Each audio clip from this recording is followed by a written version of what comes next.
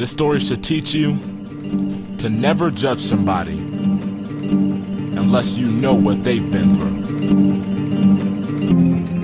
Christal's parents couldn't handle watching her tears. 18 and heartbroken by her boyfriend of 2 years. Adding to the fact that the stresses of life are beating on her, she found out through some text messages he'd been cheating on her. Numerous photos of various naked girls, and we all know a picture's equivalent to 1,000 words. A week had passed and she was thinking of leaving him. Despite her efforts to walk away, she determined she needed him, and all these thoughts threw off her concentration. So she called her 2 best friends, hoping for some consolation. She dialed the numbers and patiently waited as it rung. Kelly on the first line, Jesse on the second one. He was my everything, he put me on a pedestal.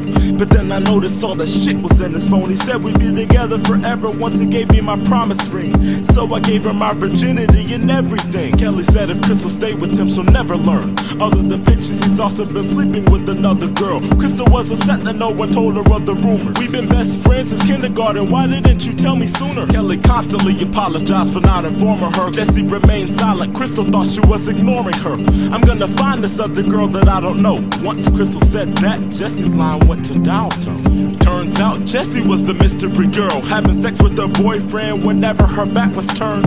Jessie was afraid of losing Christal as a friend. She quickly called Ricky to let her know that she was on to them. A couple days passed, the tension began to rise. Christal wasn't capable of looking Ricky in the eyes. Time was killing her, she decided she had it. Instead of thinking further, she resorted to something drastic. She anxiously awaited for her parents to doze. Then she trailed off to her bedroom and closed the door. From there she started removing all of her clothes. Piece by piece, every single garment hit the floor. It doesn't bother him if he gets it from other girls, so when he looks at these sexy pictures, his head will twirl. Everything will be just like how it began. When I send him these photos, he'll have no choice but to want me again.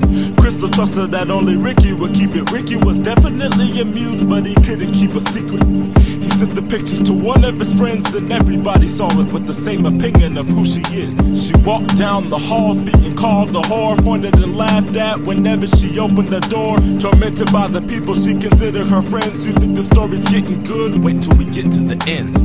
Christal's parents had enough of seeing their daughter broken and thrown under the bus. If you continue singing him, then we're kicking you out of this house. So she stormed out the door and now she stays with Kelly now. And after all this, Ricky broke up with her. She asked why, he said he no longer wanted her. He gotten everything out of her that he needed. He said she's too easy, took his ring back and told her beat it. Can't get much worse, right?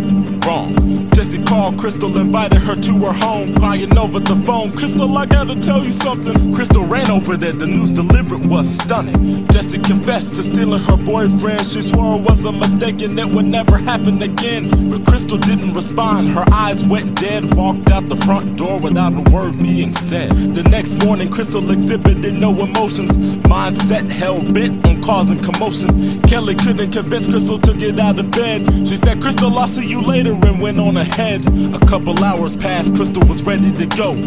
Got out of bed and put on a pair of clothes. Went to her parents' house, climbed through the window. Then she trailed upstairs to her father's wardrobe. She opened it up and picked up his gun, grabbed some extra ammunition in case the pistol won't enough. Crying hysterically and screaming, I was such a fool. She got in her car and drove to the school. Walked down the hallways, tears running down her face. Gun in her hand, she's about to put somebody in their place. She entered the door to her first period, where Ricky and Jesse were both sitting. It's getting serious. Christal lifted up the gun and fired in the air. Got the class's attention, now everybody's looking scared. You took advantage of me thinking you were my friends. None of you motherfuckers will ever talk about me again. She ran over to Jesse, pointed the gun to her head, pulled the trigger. Her friend is dead by her hand. Pointed it to Ricky and said, this one's for you, and I'm only gonna do it to show you that I love you. After killing 2 of the people that she loved the most, Christal heard sirens and quickly ran out of the door.